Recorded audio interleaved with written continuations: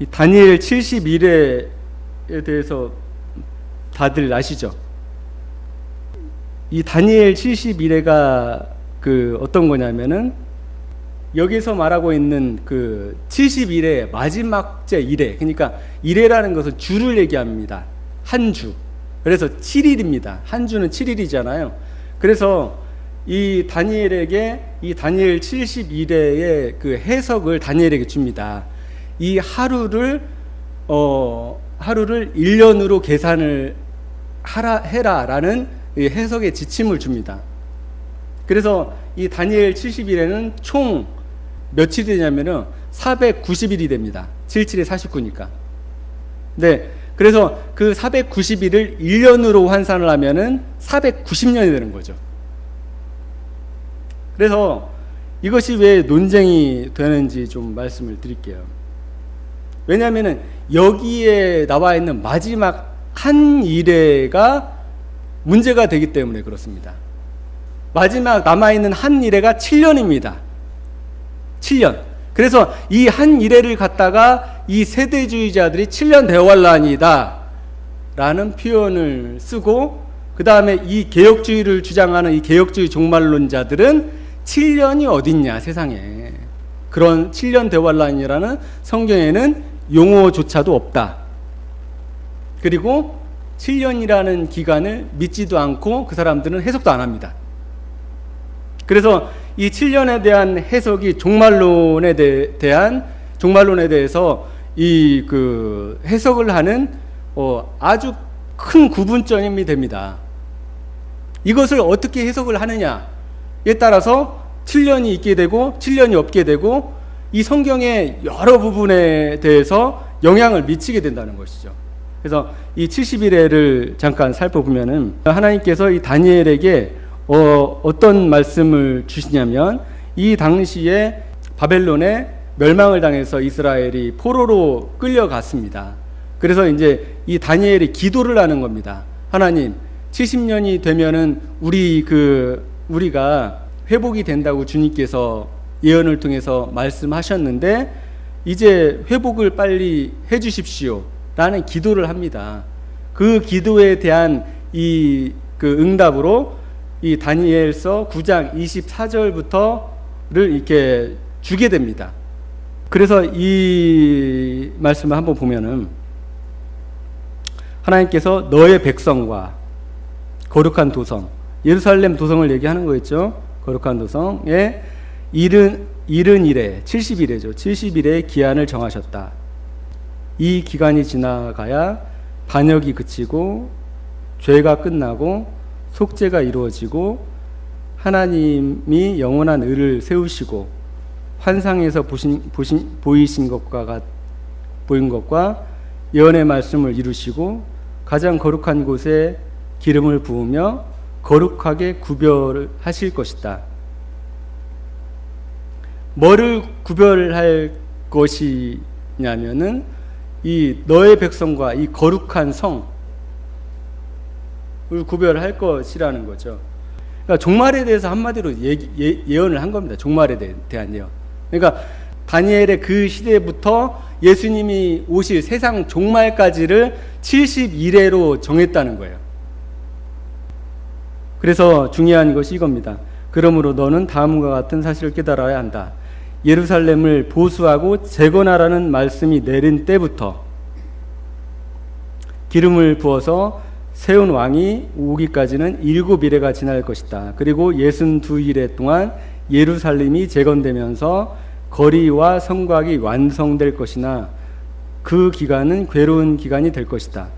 62일회가 지난 이후에 기름을 부어서 세운 왕이 부당하게 살해되고 아무도 그의 임무를 이어받지 못할 것이다. 이렇게 얘기를 합니다.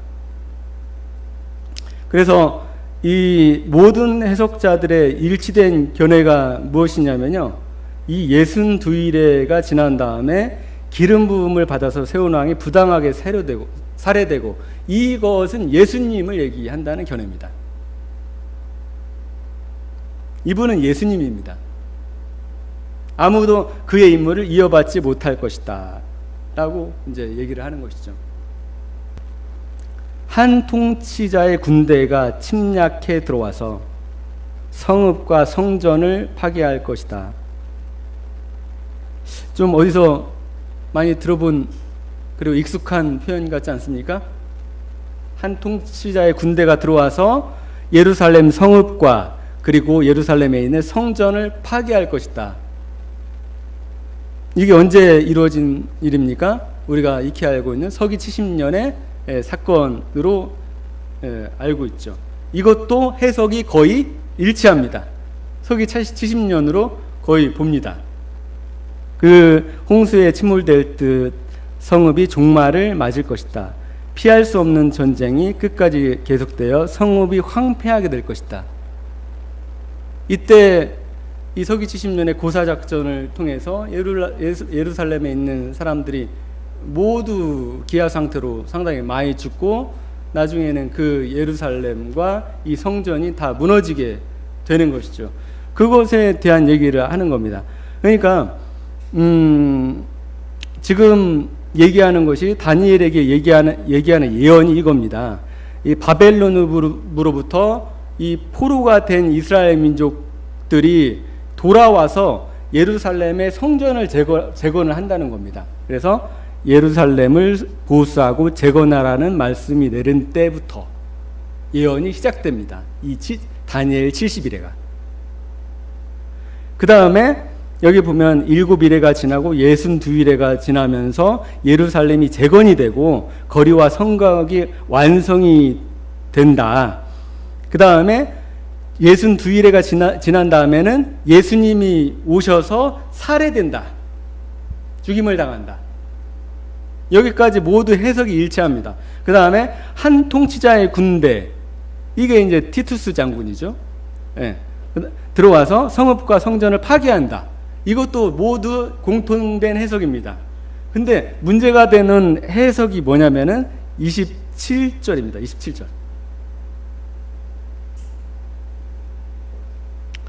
침략하여 들어온 그 통치자는 무백성과 더불어 한 일해라는 것은 일주일을 말합니다. 그 일주일은 하루를 1년으로 치면 7년을 얘기합니다. 그래서 한 일해 동안 언약을 맺을 것이다.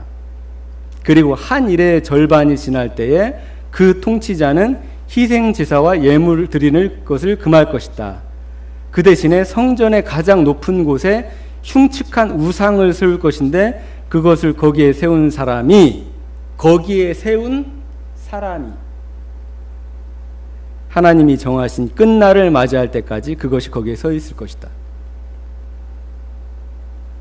근데 이 27절에 대한 해석이 극과 극을 달립니다.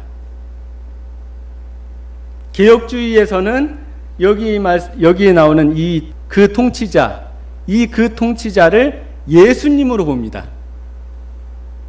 장로교 사람들 있잖아요. 근데 문제가 이제 많이 생기게 됩니다. 이것을 예수님으로 보게 되면. 왜냐면은 예수님 여기 침략하여 들어왔다고 표현을 하잖아요. 그죠?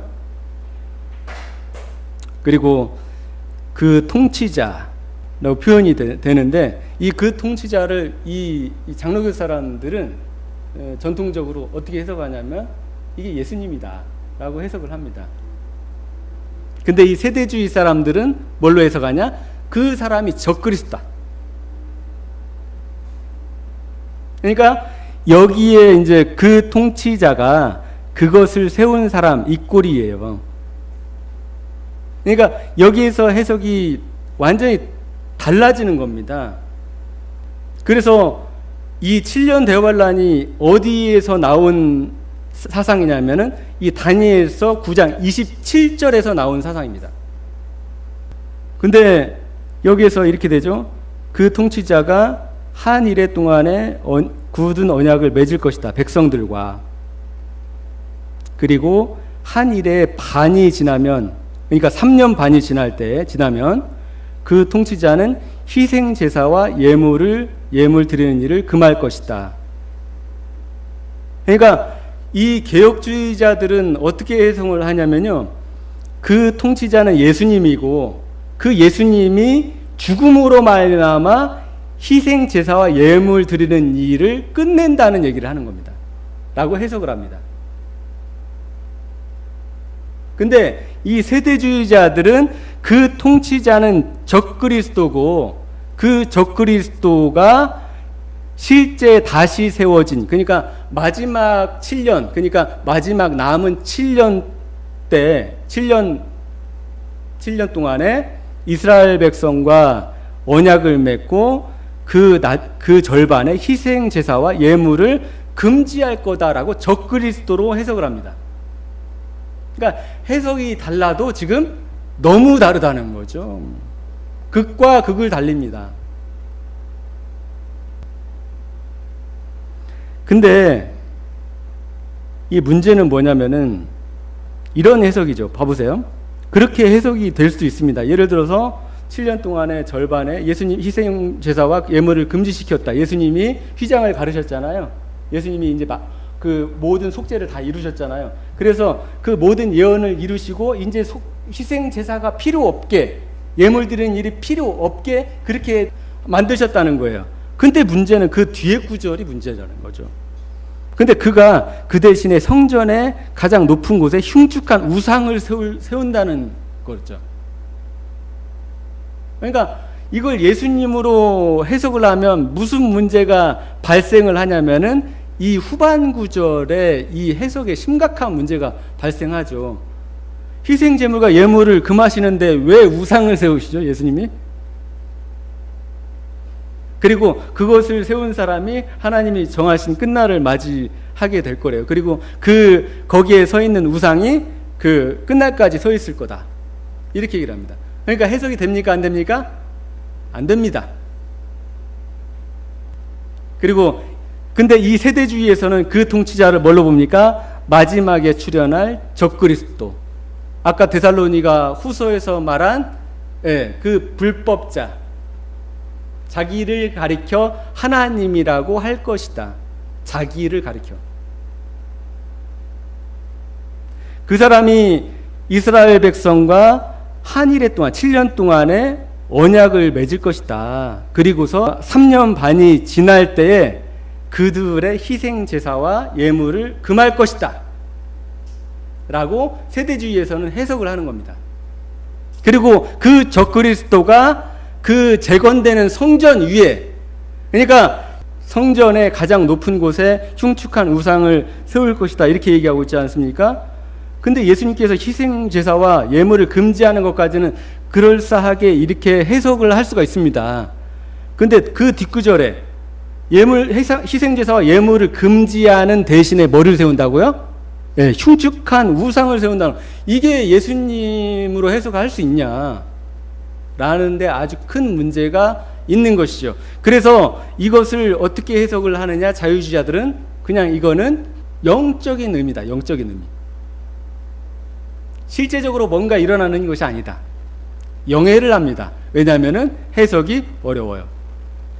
근데 이 개혁신학 그 장로교 사람들은 이것을 부단히 그 주장을 합니다. 왜 주장을 하냐면은 그 대신에 성전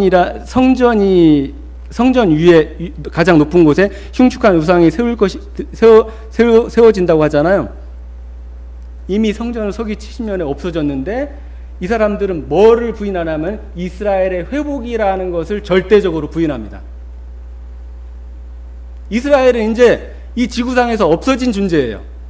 그 모든 언약과 그 모든 것들, 이스라엘이 가지고 있던 모든 것들을 누가 가지게 되냐면 이방인들, 교회가 가지게 됐기 때문에 이제는 더 이상 성전이라는 것은 세울 수도 없고 세워질 수도 없고, 이렇다는 그 해석을 합니다. 그렇기 때문에 이 성전에 흉측한 우상을 세운다는 것, 이것에 대해서 해석 불가죠. 그러니까 이 27절에 말하는 그 통치자가 일관되게 적그리스도면 적그리스도고 일관되게 예수님은 예수님이 되잖아요. 왜냐하면 다른 인물을 얘기하고 있지 않거든. 27절 한 절로 그를 얘기하고 있거든. 그 한 사람을. 그죠? 이해합니까? 네. 27절은 한 절이고요. 그 통치자가 그가 백성과 이스라엘 백성과 한 이래 동안의 언약을 맺을 것이고, 그러니까 3년 반이 지나면은 그 통치자, 그러니까 그 통치자는 거 뭐예요? 한 통치자를 얘기하는 거면 한 사람을 얘기하는 거라고요. 그래서 그가 희생제사와 예물을 금하고 성전 위에 가장 높은 곳에 흉측한 우상을 세울 것인데, 왜 예수님이면 우상을 세우냐고요. 그러니까 이거를 뭘로 봐야지 타당하다고 이것을 보냐면, 저도 마찬가지고 이 그 통치자는 적그리스도다. 그 외에 해석을 한다면 이 성경은 존재 의미가 없는 구절이라는 것이죠. 이걸 어떻게 해석합니까? 앞에는 예수님이고 뒤에는 적그리스도입니까? 그러면? 그러니까 이 말이 안 된다는 거죠. 그러니까 이게 해석이 안 되니까 그냥 영적으로 우리가 의미를 부여하자. 자유주의자들은 영적인 의미를 그냥 부여합니다. 영적인 의미라는 건 뭡니까? 성경을 해석하지 말자는 얘기입니다, 결국.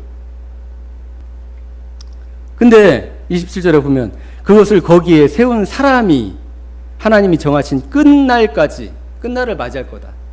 끝날이 뭡니까? 종말을 얘기하는 거예요. 종말. 그 우상이 거기에 서 있을 것이다. 이것을 그래서 한 이래가 남아있다라고 이 세대주의 사람들이 주장을 해서 이것에서 7년 대환란이라는 개념이 나오고, 이 7년 대환란은 마지막에 있을 7년을 얘기한다라는 이 설로 이 종말론을 얘기를 하는 겁니다. 그래서 이런 것들이 중요하죠. 예를 들어 볼게요. 마태복음 24장에 보면은 이런 성경 말씀이 나옵니다. 마태복음 24장 15절에 보면 예언자 다니엘의 말한 바 황폐하게 하는 가증한 물건이 거룩한 곳에 선 것을 보거든. 가로 열고 읽는 자는 깨달아라.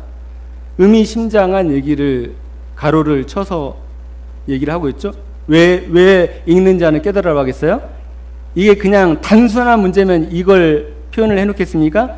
단순한 문제가 아니라는 거죠.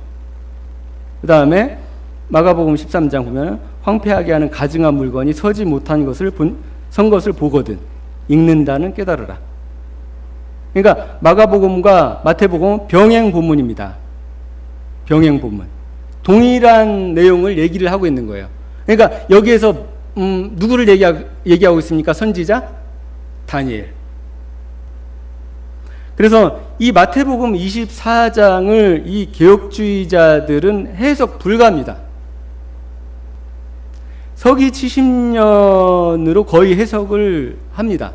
왜냐하면 이 누가복음 22장이 서기 70년의 사건이거든요. 보세요. 예루살렘이 군대에게 포위당하는 것을 보거든 그 도성의 파멸이 가까이 온 줄 알아라. 그때 유대에 있는 사람은 산으로 도망하라. 근데 마태복음 24장과 마가복음 13장도 그때 유대에 있는 사람은 산으로 도망하라 라는 또 비슷한 구절이 있거든요. 그렇죠? 그래서 흡사 동일 본문, 그러니까 병행 본문이라고 생각하기가 아주 쉽습니다.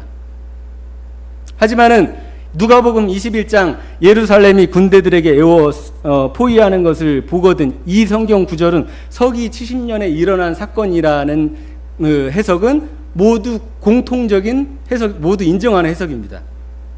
서기 70년. 근데 문제는 마태복음 24장과 마가복음 13장이 문제가 되는 겁니다. 왜냐하면 예루살렘의 군대가 포위되는 것을 보거든인데, 이것과 같은 맥락으로 해석을 하려면 다니엘의 말한 바 황폐하게 하는 가증한 물건이 거룩한 곳에 선 것이 보거든, 이걸 뭘로 해석해야 되냐면 가증한 물건이 군대가 되는 겁니다. 그러니까 군대가 뭐가 돼요? 네. 가증한 물건이 되는 거라고요. 왜냐하면 지금 누가복음 21장 이 말씀에 대한 해석은 누구나 인정할 수 있게 명확합니다.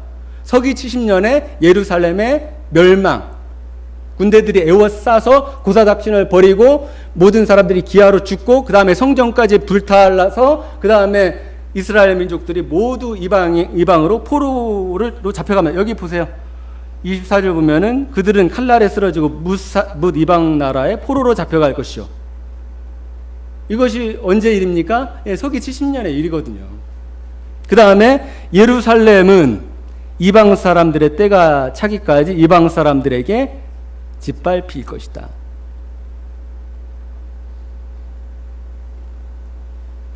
지금 그래서 문제가 되는 것이 무엇이냐?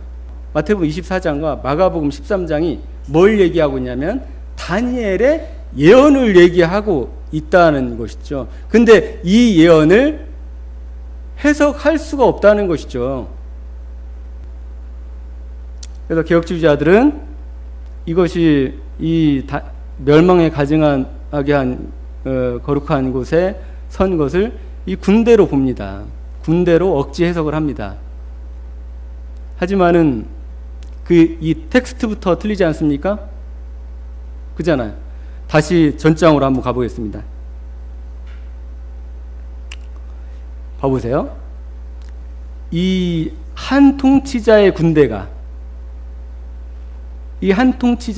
누굽니까? 예, 로마의 군대를 말합니다. 로마의 군대. 이것이 그러니까 뭘 얘기하고 있는 거냐면 누가복음 21장을 얘기하고 있는 겁니다. 예루살렘이 로마의 군대들에게 포위당하는 것을 보거든 그 도성의 파멸이 가까운 줄 알아라. 그래서 이 구절 있지 않습니까? 26절 후반절이 얘기하는 것이 서기 70년에 예루살렘의 멸망이라는 겁니다. 그래서 이 세대주의자들은 어떻게 해석을 하느냐? 이 다니엘의 말한 바 황폐하게 할 가증한 물것이 거룩한 곳에 선 것을 보거든은 마지막 7년에 있을 적그리스도가 이 성전에 실제로 가증한 것을 세우는 것을 말한다라고 해석을 합니다. 그러니까 문자 그대로 해석을 하는 거죠. 근데 이것에 대해서 바울이 이제 데살로니가 후서 2장부터 뭔 얘기를 하고 있냐면 이 적그리스도에 대해서 얘기를 하고 있습니다. 왜냐면은 우리가 명백하게 그 주님이 오시기 전에 이 사건을 볼 것이라고 바울이 얘기를 하고 있기 때문에 그렇죠. 보면은 여러분은 영이 뭡니까? 계시를 말합니다. 말이나 우리에게서 받았다는 편지에 속아서 주님의 날이 벌써 왔다고 생각하게 되어 마음이 쉽게 흔들리거나 당황하는 일이 없도록 하십시오. 여러분은 아무에게도 어떤 방식으로도 속아 넘어가지 마십시오. 그날이 오기 전에 먼저 믿음을 배신하는 일이 있고, 그러니까 우리 개혁성경에는 배도하는 일이 있고 이렇게 표현되어 있습니다. 그 다음에 불법자, 곧 멸망의 자식이 나타날 것입니다. 그러니까 예수님이 오시기 전에 뭐가 있다고요? 배도하는 일이 있고 그 다음에 적그리스도가 나타난다. 마지막 한 사람, 적그리스도가 나타날 거다. 그러니까 멸망의 자식이라고 표현을 하고 있습니다. 그래서 우리가 읽은 대로 그는 신이라고 불리는 모든 것에 예배에 모든 것에 대항하고 그를 위로 자기를 높인 자인데 하나님의 성전에 앉아서 자기를 하나님이라고 주장할 것이다. 이게 누구의 예언입니까? 네, 바울의 예언입니다. 주장할 것이다. 이걸 너희들이 볼 것이다. 이거를 봐야만이 주님이 그 위에 올 거라는 거죠. 내가 여러분과 함께 있을 때 이런 일을 여러분에게 거듭 말하였다는 것을 기억하지 못합니까? 여러분이 아는 대로 그가 지금 억제를 당하고 있지만 그의 때가 오면 나타날 것입니다. 누가 나타난다고요? 네, 적그리스도 한 사람을 얘기하는 겁니다.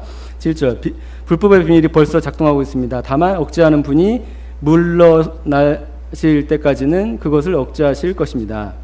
그때 불법자가 나타날 터인데 그때 마지막 날 그때 주께서 그 입으로 그를 죽이실 것이고 그 오시는 광경의 광채로 그를 멸하실 것입니다. 이 불법자를 누가 죽이게 되냐면요, 예수님이 재림을 하셔서 그를 죽이게 됩니다. 그러니까 이 바울의 서신에 뭐가 나와 있습니까? 적그리스도. 그러니까 아까 우리가 다니엘서 9장 27절에 보면은 그가 흉측한 것을 세운다고 얘기를 하지 않습니까? 예. 그러니까 그가 이 적그리스도다라고 해석을 하는 겁니다. 우리가 주목해야 될 게 뭐냐면은 그가 예수님께서 오심으로 말미암아 그 적그리스도를 죽여요. 근데 이 사람을 우리가 뭘로 알 수 있냐면요. 알 수 있냐면은 그 불법자의 나타남은 사탄의 역사를 따른 작용이라고 번역하면 좀 이상한 것 같아요. 사탄의 역사에 따른 것인데 그는 온갖 능력, 불이 하늘에서 떨어지게 하고 계시록에 보면은 그런 표현들 있잖아요. 그 다음에 표징, 그 다음에 거짓 이적, 온갖 불의한 속임수로 멸망하는 자들을 속일 것입니다. 그것은 멸망받을 자들이 자기의 구원하여 줄 진리에 대한 사랑을 받아들이지 않기 때문입니다. 그러니까 이 사람이 뭘로 속이는 겁니까? 예, 모든 능력과 표징과 이적으로 속인다고 하죠. 근데 우연의 일치일까요? 여기 보세요. 마태복음 24장 24절 보면은 보세요. 23절 보시면 그때 누가 너희에게 말하기를 보시오 그리스도가 여기 계시오 혹은 아니 여기 계시오 하더라도 믿지 말아라. 지금 유대에 있는 자들은 지금도 누구를 기다리고 있습니까? 메시아를 기다리고 있죠. 그래서 그때에 그리스도가 나타나요. 적그리스도가. 그래서 24절 보면은 거짓 그리스도, 여기 거짓 그리스도들이라고 표현이 되어 있지만 거짓 그리스도들과 거짓 예언자들이 일어나서 큰 표징과 기적을 일으키면서 할 수만 있으면 선택된 사람들까지 미혹할 것이다. 이렇게 얘기를 하고 있는 거죠. 근데 이런 사건들이 서기 70년에 일어났느냐? 없었다는 거죠. 서기 70년에 군대들이 에워쌌는데 그 안에는 그리스도인들이 없었습니다. 그리스도인들은 벌써 이미 피난을 다 했었어요. 그리고 정치적으로 엄청나게 포악한 상태에 있었기 때문에 그 안에서 무슨 그 표징과 기적 무슨 이런 것들이 있을 수가 없었습니다. 그렇기 때문에 장로교 사람들의 이 개혁주의 신학으로는 마태복음 24장이 어떤 성경이 되냐면 해석이 불가한 이 장이 되는 겁니다. 그리고 마가복음 13장이 해석이 불가한 장이 되는 겁니다. 오직 누가복음 21장만 해석이 가능한데 거기에서도 뭘 부인하느냐 이 사람들이 보세요. 예루살렘은 이방 사람의 때가 차기까지 이방 사람들에게 짓밟힐 것이다. 이것이 무엇을 의미합니까? 예루살렘이 이방 사람들의 때가 다 차면은 어떻게 된다고요? 이스라엘의 회복을 얘기하고 있습니다. 예수님이 오실 때까지 계속 그 예루살렘이 이방 사람들에게 밟힐 것이라면은 예수님이 이 얘기를 할 필요가 있을까요? 없을까요? 할 필요가 없죠. 어차피 이스라엘은 망한 족속이고 없어진 족속이고 예루살렘과 이스라엘이라는 것은 존재의 의미가 없기 때문에. 하지만은 뭐라고 합니까? 예루살렘은 이방 사람들의 때가 차기까지 이방 사람들에게 밟힐 것이다 라는 표현을 하고 있죠. 그래서 이스라엘에 대한 회복을 왜 이 세대주의자들이 주장을 하냐? 이런 말씀들. 그 다음에 자기를 어디에 앉아서요? 하나님이라고 한다고요? 성전에 앉아서. 그리고 가정한 것을 어디에 세운다고요? 성전에, 거룩한 곳에. 그러니까 이게 예언의 해석에 있어서 이 개혁주의자들이 말하는 이 종말론을 전혀 수용할 수가 없는 겁니다. 왜냐하면 전혀 맞지도 않고요. 해석도 안 되고요. 그래서 우리나라 이 장로교 목사님들 중에 종말론에 대해서 제대로 강의를 하거나 해석을 하는 사람들이 하나도 없습니다. 이 세대주의라는 것은 어디에서 들어왔냐? 이 영국을 거쳐서 미국에 완전히 확산되어 있고요. 이 미국의 이 세대주의가 한국에 들어와서 이 세대주의 해석을 얘기를 하고 있는 겁니다. 이스라엘이 회복된다. 그것은 성경 어디에서든 얘기하고 있다. 로마서에서 바울도 얘기를 하고 있다. 그 다음에 누가복음 21장도 얘기를 하고 있다. 이렇게 이제 성경 해석이 완전히 갈리는 겁니다. 대표적으로 이 구절을 한번 보면은 이스라엘의 회복에 대해서 이제 아주 중요한 말씀입니다. 제가 어제 차를 타고 12시쯤 집에 가면서 이 구절이 딱 생각나더라고요.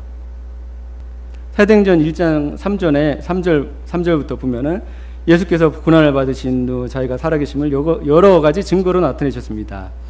그는 40일 동안 그들에게 여러 차례 나타나시고 하나님의 나라에 관한 일을 말씀하셨습니다. 그 다음에 6절에 보면은 예수님께서 승천하시기 마지막 질문이 나옵니다.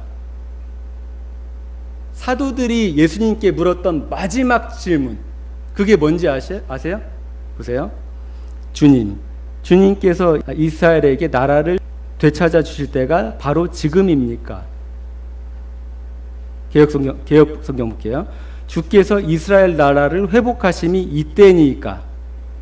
왜냐하면 예수님께서 여기를 떠나지 말고 성령을 기다리라고 했거든요.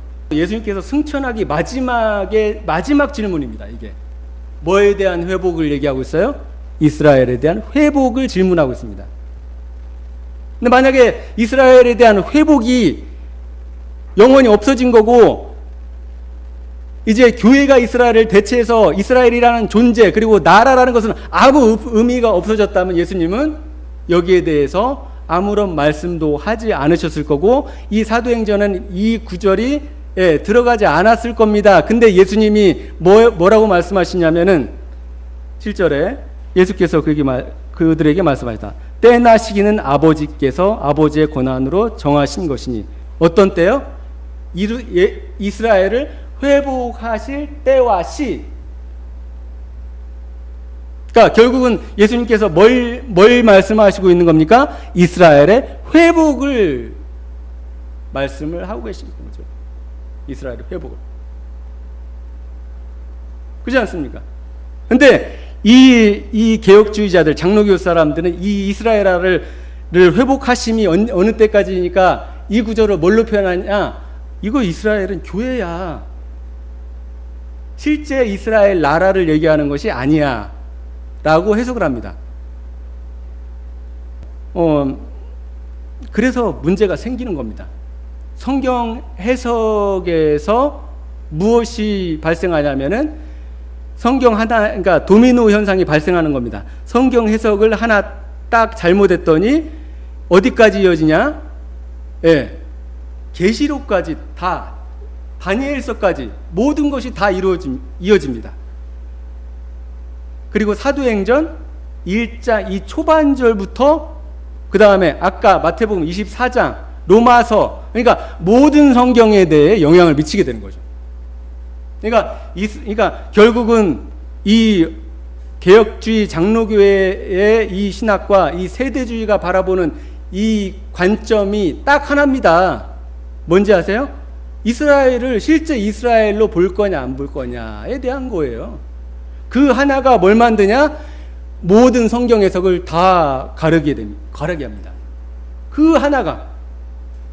그러니까 이스라엘을 실제 이스라엘 나라로 예수께서 회복을 할 것이냐, 아니면 그들이 해석하는 대로 이 이스라엘 나라는 교회다 라고 해석을 할 것이냐에 따라서, 그리고 그 성전을 실제 성전이냐, 성전 위에 거룩한 곳에 앉아서 자기를 하나님이라고 할 것이다.